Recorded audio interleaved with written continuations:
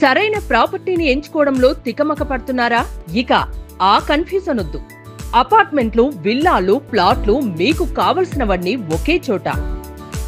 Suman TV biggest property expo October 18th, 19th HSCC Novotel, Hyderabad. ఇప్పుడే free entry కోసం call చేయండి. నమస్కారం, వెల్కమ్ టు సుమన్ టీవీ. నేను గీతాంజలి. శ్రీమాత్రే నమః. ప్రస్తుతం మనతో పాటు ఉన్నారు కోటి మహాలక్ష్మి మంత్రదీక్ష పరులు, క్రియాయోగి, అమ్మవారి ఉపాసకులు ఉదయ్ భాస్కర్ గురువు గారండి. వీరి గురించి ప్రత్యేకంగా పరిచయం అవసరం లేదు. అమ్మవారి సాధన ఎలా చేయాలి అంటే, పూజలు మనం చేయటం సర్వసాధారణమే. ఈ విధంగా అమ్మవారికి నైవేద్యాలు కానీ, దీపారాధన కానీ, ద్రవ్యాలు ఇవన్నీ మనం మాట్లాడుకుంటాం. వీటన్నిటికన్నా కూడా సాధనా మార్గంలో కూడా అమ్మవారి అనుగ్రహం పొందొచ్చు అని గురువుగారు ఎప్పుడూ చెప్తూ ఉంటారు. మరి వస్తున్నటువంటి ఈ 5 రోజుల పండుగ, దీపావళి ఒక్కరోజే అనుకుంటాం, కానీ ధనత్రయోదశి నుంచి ప్రారంభిస్తే యమద్వితీయ వరకు కూడా ఇది ఒక 5 రోజుల పండుగగా మనం చూస్తాం. ఈ 5 రోజుల్లో ఆ మహాలక్ష్మి అమ్మవారిని ఏ విధంగా మనం సాధన చేసుకోవచ్చు, అమ్మవారి అనుగ్రహం ఎలా పొందొచ్చో గురువు గారి మాటల్లో విని తెలుసుకుందాం. గురుగారు నమస్కారం అండి. ఎలా ఉన్నారు? చాలా బాగున్నాను. మీ ఆశీర్వాదం, అమ్మవారి అనుగ్రహం, సౌందర్యలహరి ద్వారా మన పరిచయం. అవునండి, చాలా చక్కటి పరిచయం. అదే ఎప్పటికీ మీరు చెప్పినట్టుగానే సాధన కూడా చేస్తూ ఉన్నాను. అమ్మవారి అనుగ్రహం ఖచ్చితంగా ఉంటుంది. మహాలక్ష్మి అంత సాత్వికమైన పద్ధతే అమ్మవారిది కాబట్టి. అయితే ఇప్పుడు ఇంకా శుభ సందర్భం, ఈ 5 రోజుల పండుగ దీపావళి. అయితే ఇందులో భాగంగా ధనత్రయోదశి నుంచి ప్రారంభిస్తే గనక ఈ 5 రోజుల పాటు ప్రత్యేకించి మహాలక్ష్మి అమ్మవారి సాధన ఎలా చేయాలో తెలియచేస్తారా? తప్పకుండా. ఓం శ్రీ గురుభ్యో నమః. శ్రీ మహాగణాధిపతయే నమః. గురుర్బ్రహ్మ గురుర్విష్ణు గురుర్దేవో మహేశ్వరః. గురు సాక్షాత్ పరం బ్రహ్మ తస్మై శ్రీ గురవే నమః. అఖండమండలాకారం వ్యాప్తమేన చరాచరం యత్పదం దర్శితమేన తస్మై శ్రీ గురవే నమః.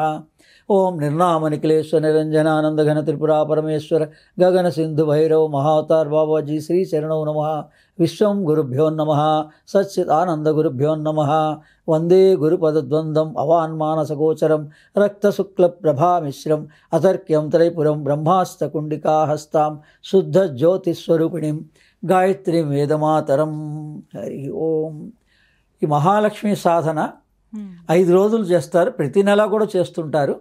కానీ మనకి అర్థమయ్యేలాగా దీపావళికి పరాకాష్ట అంటే 12 అమావాస్యలు ఒక సంవత్సర కాలం పాటు చేసేవాళ్ళు ఉంటారు.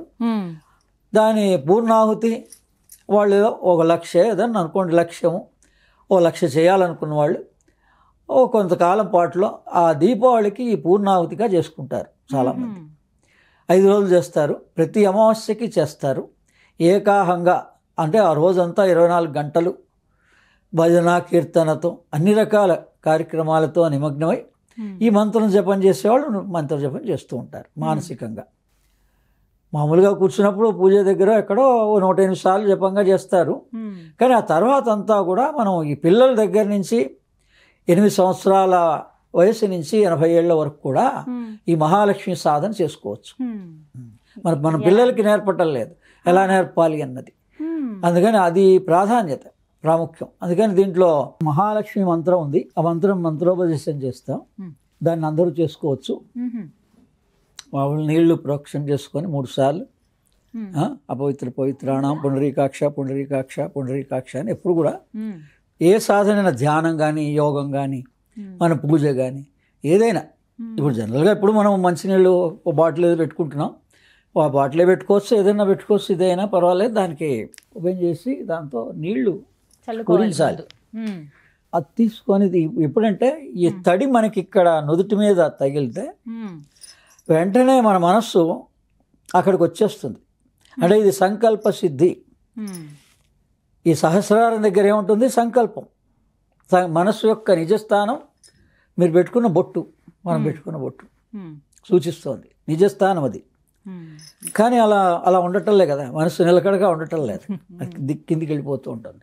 అందుకని మనం ఒక ప్రార్థన చేసిన, శ్లోకం చదివినా సంకల్పం అని అంటారు. అందుకనే అది మామూలుగానూ చేసుకోవచ్చు, పూర్తిగానూ చేసుకోవచ్చు. సంకల్పం పుస్తకం చూసి చదువుకొని కొత్తగా చదివేవాళ్ళు అయితే చేసుకోవచ్చు. లేకపోయినా మామూలుగా సంకల్పం మనం ఏమనుకుంటున్నామో, దేని గురించి ఇది చేద్దాం అనుకుంటున్నామో ఈ మహాలక్ష్మి మంత్ర సాధన, దాన్ని నుదుటి దగ్గర సంకల్పం చేసుకొని ప్రోక్షణ చేసుకొని అపవిత్ర పవిత్రాణం పుండరీకాక్ష పుండరీకాక్ష పుండరీకాక్షాయ నమః అంటే 3 సార్లు పుండరీకుణ్ణి తలిస్తే మన స్థూల దేహము, సూక్ష్మదేహము, కారణదేహము శుద్ధి అవుతాయి. అందుకని మన ఆధ్యాత్మికత అంతా కూడా మనం మానవుడిగా పుట్టింది దేనికి అంటే ఈ స్థూలదేహం గురించి దీన్ని ఎంత సవ్యంగా ఉంచుకుంటే బాగుంటుందని అందరికీ తెలుసు. కానీ దీని మూల కారణం సూక్ష్మంలో ఉంది, మనస్సులో ఉంది. అంటే ఇంద్రియాలతో కూడిన యంత్రం ఇది. అందుకని ఈ దశ ఇంద్రియాలు, జ్ఞానేంద్రియాలు 5, కర్మేంద్రియాలు 5, వీటిని నడిపించేటువంటిది మనస్సు. అందుకని దీన్నే ఏకాదశి అన్నారు. ఏకాదశి వ్రతం అంటే కూడా అంతే. దాని అంతరార్థం తెలుసుకోకుండా జీవితాంతం మనం ఏకాదశికి ఇలా చేసాం అలా చేసాం అనుకుంటున్నా, కానీ మీరు ఎలా అన్నా చేయండి, శరీరం సహకరించినట్టు చేస్తారు ఎవరైనా. ఒకప్పుడు కటిక ఉపవాసం ఉంటారు కానీ తర్వాత ఉండక్కర్లేదు. అదే ఈ మంత్రం ఓం చెప్పండి. ఓం ఓం శ్రీం హ్రీం శ్రీం శ్రీం హ్రీం శ్రీం కమలే కమలాలయే కమలే కమలాలయే ప్రసీద ప్రసీద ప్రసీద ప్రసీద శ్రీం హ్రీం శ్రీం శ్రీం హ్రీం శ్రీం ఓం మహాలక్ష్మై నమః ఓం మహాలక్ష్మ్యై నమః ఓం ఓం శ్రీం హ్రీం శ్రీం శ్రీం హ్రీం శ్రీం కమలే కమలాలయే కమలే కమలాలయే ప్రసీద ప్రసీద ప్రసీద ప్రసీద శ్రీం హ్రీం శ్రీం శ్రీం హ్రీం శ్రీం ఓం మహాలక్ష్మై నమః. ఓం మహాలక్ష్మ్యై నమః. దీనికి ముద్ర కుబేర ముద్ర అంటారు. అంటే అమ్మవారి చేతిలో కమల పువ్వులు ఉంటాయి, కలువ పువ్వులు ఉంటాయి. ఆ కలువ పువ్వులు దూరం నుంచి మనం చూస్తే, ఇప్పుడు మీరు ఒక స్త్రీ శాస్త్రోక్తంగా మీరు ఎలా కూర్చున్నారో అలా ఆ వస్త్రధారణలో ఈ చేతికి గనక ఇది కుబేర ముద్ర, చివరి 2 వేళ్ళు ముడిచి మొదటి 3 వేళ్ళు కలపడమే. అలానే మీరు పట్టుకునేది కరెక్ట్గానే ఉంది. అలా దూరం నుంచి చూస్తే ఒక కమల పువ్వు చేతుల్లో ఉన్నట్టుగా కనిపిస్తుంది అనమాట. అందుకని ఈ కుబేర ముద్ర ద్వారా చిన్నపిల్లలు కానీ ఎవరైనా మనందరికీ కూడా ధ్యాన మార్గంలో నేర్పచ్చు. ఈ మంత్రం చదువుకున్నా చదువుకోకపోయినా కుబేర ముద్ర ద్వారా కొంచెం సేపు సాధన చేస్తే దాంట్లో జ్ఞాన ముద్ర ఒకటి, కుబేర ముద్ర ఒకటి. ఇలా ధ్యాన ముద్ర, కుబేర ముద్ర, ధ్యాన ముద్ర, చివరిలో ధ్యానం.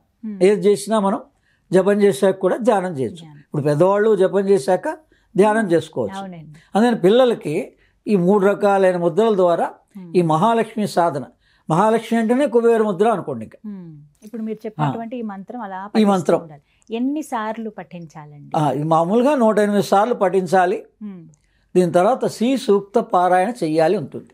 శ్రీ సూక్తంతో పారాయణ ఒకసారి 14 శ్లోకాలు ఉంటాయి కదా, ఒకసారి పారాయణ చేయాలని ఒక నియమం. అంటే కంపల్సరీ కాదు, వీలైన వాళ్ళందరూ కూడా అది చదువుకోవచ్చు. సమయం గురువు గారు ఎప్పుడు అనుకూలమైన సమయం? ఇప్పుడు మామూలుగా మనం ఆరంభించినప్పుడును ఈ 5 రోజులు ధనత్రయోదశి రోజున ఆరంభం చేస్తారు. త్రయోదశి ఆరంభం, తర్వాత చతుర్దశి, తర్వాత అమావాస్య, అమావాస్య తర్వాత బలిపాడ్యమి, తర్వాత యమ విధియ. అంటే యమ విధియ రోజున ఏం చేస్తారంటే, ఈ యమ అంటే మనకి మరణ భయమే మనిషిని వెంటాడుతుంది జీవితకాలం. ఆ యమధర్మరాజు నచికేతుడికి ఈ ఆత్మజ్ఞానాన్ని ప్రబోధించాడు. అందుకని మనం అంతా ఒకసారి ఆత్మజ్ఞానాన్ని పొందగలిగినా, అంత ఇంట్రెస్ట్ ఉన్నా లేకపోయినా, ఈ మరణ భయం అయితే పోగొట్టుకోవచ్చు.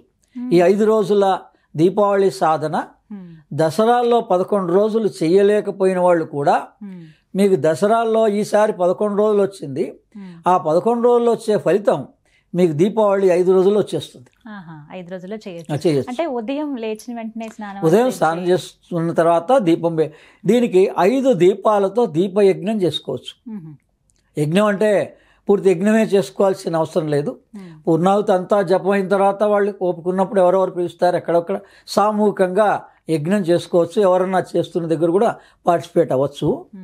కానీ దీపయజ్ఞం, ఈ దీపావళి యొక్క ప్రాధాన్యత అంతా కూడా దీపాలే కదా, అలంకరణ. అందుకని ఆవు నేతితోటి 5 దీపాలని ఒక పళ్ళెంలో తీసుకొని 4 వైపులా 4, మధ్యలో 1, మట్టి ప్రమిదల్లో మట్టి ప్రమిదలతో 5 దీపాలతో 5 రోజుల పాటు ఉదయం సాయంత్రం 2 పూట్లా వెలిగించండి. ఇది మహాలక్ష్మి సాధన. చాలా సులభంగా వెలిగించి 108 సార్లు. ఇప్పుడు మొదట పొద్దున్న ఒకసారి 108 సార్లు, పని అంతా అయిపోయాక మళ్ళీ ఒకసారి స్నానం చేసి వచ్చి అప్పుడు సాయంత్రం పూట ఈ 5 రోజులు కొద్దిగా పాటించండి. మామూలు అప్పుడు ఇంకా మీ ఇష్టం, మీరు మానసికంగా ఏ రూల్స్ ఉండవు. శ్రీ సూక్తం అయితే రోజుకు ఒకసారి చదువుకుంటే చాలు. శ్రీ సూక్త పారాయణ. ఎటువంటి ఫలితాన్ని పొందవచ్చు అంటే ఏం చెప్తారు? దీనికి లక్ష్మి అంటే వనరులు. ఇది రాజకీయ నాయకులు మామూలుగా ఈ మహాలక్ష్మి సాధన వ్యాపారస్తులు చేస్తూ ఉంటారు ఎలాగూ.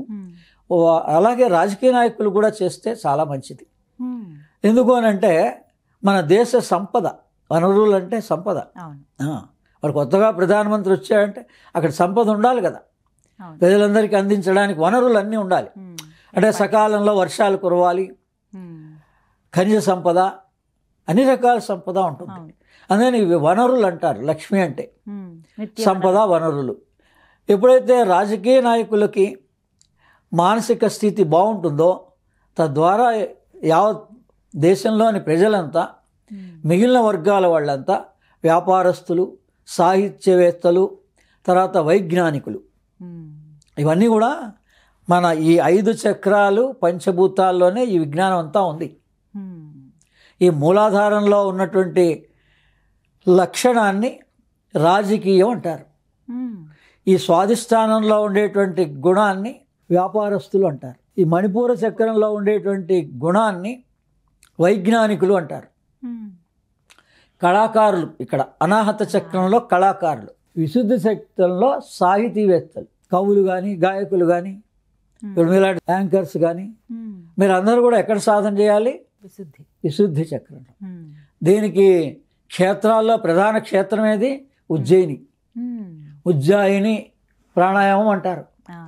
అందుకని ఈ కంఠస్థానానికి ఏది ప్రధాన క్షేత్రం ఉందో ఆ క్షేత్రం వెళ్ళొచ్చు. ఆ సాధన కూర్చొని ప్రాణాయామంగా చేసుకోవచ్చు, యోగ ధ్యానంగా చేసుకోవచ్చు. ఇదంతా కూడా యోగ విజ్ఞానమే.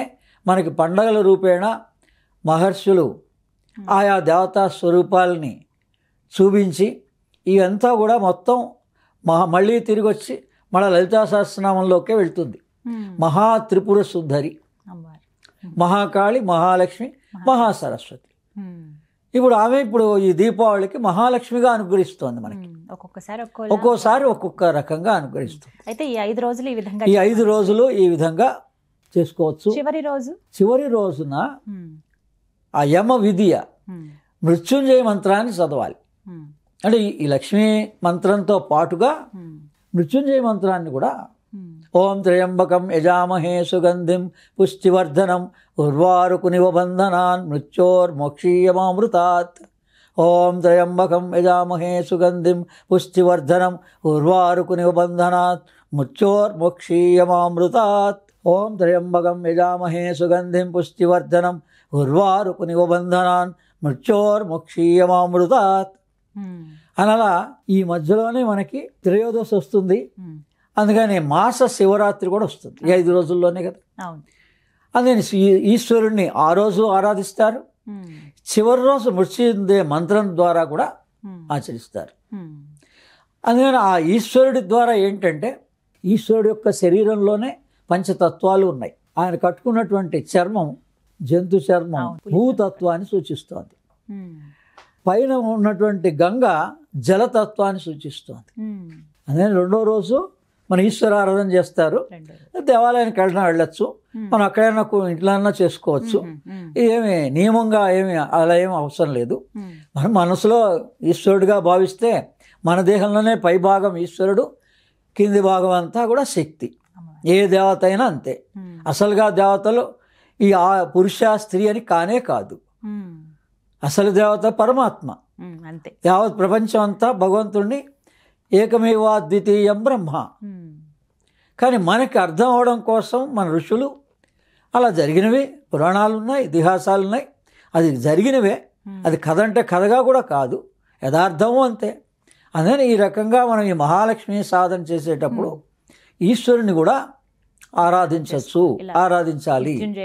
ఆ రకంగా ఈ చర్మమేమో భూతత్వాన్ని, గంగ ఏమో జలతత్వాన్ని, త్రినేత్రమేమో అగ్నితత్వాన్ని, తర్వాత విభూతి ఏమో వాయుతత్వాన్ని, దాని తర్వాత శంఖం ఊదడం జరుగుతుందో అది ఆకాశతత్వానికి చిహ్నం. అందుకని 5 తత్వాలే మన దేహం కూడా. అంటే ఈ పంచభూతాత్మకమైన దేహం ఇక్కడ కమలాలే అన్నాం కదా మంత్రంలో. మన చక్రాలు అన్నీ కూడా బ్యాలెన్స్ అవుతాయి అని అర్థం. మన టెంపరేచరు 98.7 degrees Fahrenheit మెయింటైన్ ఎవరు చేస్తున్నారు లోపల కరెక్ట్గా? ఒక శక్తి. అవును, ఎనర్జీ. ఆ శక్తిని ఒక్కొక్క చోట ఉన్నప్పుడు పేర్లు పెట్టుకున్నాం మనం. అంటే ఆ ప్రాణాలే, పంచ ప్రాణాలే మనం అనుకుంటే పంచబ్రహ్మలు. అది స్త్రీ కానీ పురుషుడు కానీ. భగవంతుడు అసలుకైతే లేడని చెప్పే కదా. కానీ మనకు అర్థమయ్యి మరి చిన్నపిల్లాడి నుంచి అండర్స్టాండ్ అయ్యి ఓ గుడికి వెళ్ళి ఓ విధానంగా తెలుసుకొని ఒక భక్తి భావన పెరగడంతవరకు కూడా మనం భావించాల్సిందే. ఎందుకంటే మనం మళ్ళీ తల్లిదండ్రి ద్వారానే ఆవిర్భవించాం కాబట్టి. అందుకని ఈ మంత్రంలో ఓం శ్రీం హ్రీం శ్రీం, అందుకని ఇది మళ్ళా చివరికి వచ్చేవాడికి శ్రీంలో కలిసిపోతుంది మంత్రం అంతా. అందుకని శ్రీం హ్రీం శ్రీం కమలే కమలాలయే ప్రసీద ప్రసీద అంటే బ్యాలెన్సింగ్. కమలే అంటే చక్రాలు, నా యొక్క చక్రాలన్నిటినీ బ్యాలెన్స్ చెయ్యి అని ప్రార్థించడం యోగంలో, ధ్యానంలో. అందుకని యోగం చేసేవాళ్ళు కూడా ఈ మంత్రాన్ని చేసుకోవచ్చండి మానసికంగా. ఏ పూజా పునస్కారం లేకపోయినా మానసికంగా ఒక గురు భావనగా వాళ్ళకి ఇష్టమైన గురువు ద్వారా భావిస్తూ ఈ మంత్రాన్ని జపం చేసుకొని ప్రాణాయామము, ధ్యానము, ఎక్సర్సైజు వాళ్ళ పద్ధతి వాళ్ళకు ఉంటుంది. వాళ్ళు మనకి ఈ పూజ కన్నా ఎక్కువసేపే వినియోగిస్తారు రోజు. ఈవెన్ వెస్ట్రన్ కంట్రీస్లో Saturday Sunday complete day time అంతా కూడా నంబర్ ఆఫ్ అవర్స్ స్పెండ్ చేస్తారు యోగంలో. పతంజలి యోగమే యావత్ ప్రపంచం అంతా ఆచరిస్తోంది, అష్టాంగ యోగం. అందుకని అందులో మనం ఇక్కడ ఈ మంత్రం ద్వారా కమలే కమలాలయ్యి అంటే మన చక్రాలన్నీ బ్యాలెన్స్ అవుతాయి, బ్యాలెన్స్ అవ్వాలి అని ప్రార్థిస్తాం. ఇది మన దీపావళికి ఈ 5 రోజులు ఇలా చేసుకుంటే విశేష ఫలితాలు ఉంటాయి. మన దసరాల్లో ఏది అమ్మవారిని కోరి విజయదశమిగా ఆశిస్తున్నామో అటువంటి విజయం మనకి ఈ దీపావళి సందర్భంగా కూడా మనకు అవకాశం ఉంది. ఈ 5 రోజులు హోమం ఎవరైనా చేయాలనుకుంటే గనక చివరి రోజు చేసుకోవచ్చండి. చివరి చేసుకోవచ్చు. మామూలుగా దీపయజ్ఞంగా ఇప్పుడు ఎందుకంటే మంత్రం పూర్తిగా కావాల్సినంత జపం జరగదు కదా 5 రోజుల్లో. రెగ్యులర్ వాళ్ళు అలవాటు ఉన్న వాళ్ళు అయితే వారానికి ఒకసారి లేకపోతే 15 రోజులకు ఒకసారి, నెలకు ఒకసారి హోమం చేసుకునే వాళ్ళు ఉంటారు. అటువంటి వాళ్ళు రోజు చేసుకోవచ్చు. 5 రోజులు కూడా రోజు చేయొచ్చు, లేదా చివరి రోజు చేసుకోవచ్చు. ఇప్పుడు ఆ చివరి రోజు పూర్తయిపోయాక చేసుకోండి. అందుకని ఇక్కడ నాకు తెలిసినంత వరకు 2 చోట్ల మేము నిర్వహిస్తూ ఉంటాం. ఒకటి వైష్ణవి మెడికల్స్ బేగంపేటలో ఉంది. అంటే మెథడిస్ట్ కాలనీ లొకేషన్ కోసం యూట్యూబ్లో కొడితే వస్తుంది, ఎవరిని అడగక్కర్లేదు. వైష్ణవి మెడికల్స్ మెథడిస్ట్ కాలనీ, అక్కడ మా మన్నవ రాజరాజేశ్వరి అమ్మవారి సుబ్రహ్మణ్య స్వామి దేవాలయం ఉంది. అమ్మవారి ఆశ్రమం అదే, సుబ్రహ్మణ్య స్వామి దేవాలయం అదే.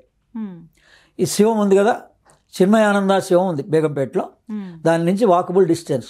అక్కడ దాకా వెళ్ళి ఎవరిని అడిగినా సుబ్రహ్మణ్య స్వామి ఆలయం, మన్నవ రాజరాజేశ్వరి మఠం అన్నా దేవాలయం అన్నా వాళ్ళు చెప్తారు. అక్కడ వాళ్ళు నిర్వహిస్తూ ఉంటారు. యజ్ఞము ఏర్పాట్లు అన్నీ ఉన్నాయి. సామూహికంగా మనం జపం చేసుకున్నాక వెళ్ళి అడగాలండి. 1,00,000 జపం చేశాక దశాంశం హోమం చేస్తాం. వాళ్ళు నెలలా చేస్తూ ఉంటారు. సుబ్రహ్మణ్య సెలస్టిక్ కూడా చేస్తూ ఉంటారు ఏ సందర్భమైనా. రెండోది మనకి గడ్డన్నారంలో అక్కడ మళ్ళీ యూట్యూబ్లో మీరు మామూలు నెట్లో సెర్చ్ చేసినప్పుడు కరణ్ బాగ్ మల్లికార్జున స్వామి దేవాలయం, కరణ్ బాగ్, అక్కడ ఆస్మాన్ గార్డ్ కరెంట్ ఆఫీస్ అదే లొకేషన్.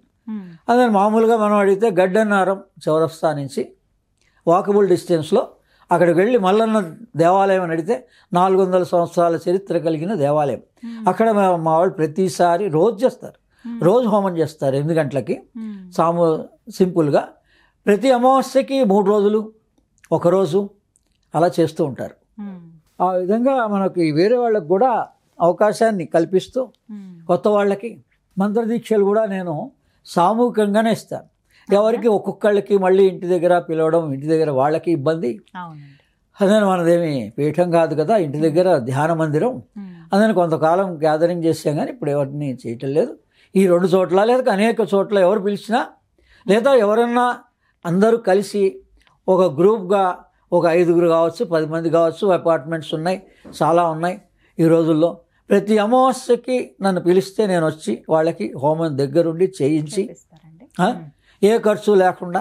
ఇప్పుడు వాళ్ళు సొంతంగా ఒక హోమం చేయించుకుంటారంటే 10,000, 20,000, 30,000 అవుతుంది. అందుకనే నన్ను పిలిస్తే సామూహికంగా పిలిచినప్పుడు దీక్షిస్తాను. వాళ్ళకి కావాల్సిన అన్ని వివరాలు కూడా చెప్పడం జరుగుతుంది. ప్రతి నెల చేసుకోవచ్చు. అమావాస్యకి 3 రోజులు చేసుకోవచ్చు కనీసం. 5 రోజులు చేసుకుంటే ఇలా మనకు కావాల్సిన జ్ఞానం వస్తుందని చెప్పే కదా, భయం పోతుంది. మొట్టమొదటి ఏంటంటే ఈ మనిషికి ఉండేటువంటి భయ సందేహమే అన్నిటికీ మూలం. ఏది ఉంచుకోకూడదు. సందేహం ఉంటే వెంటనే దాన్ని నివృత్తి చేసుకోవాలి.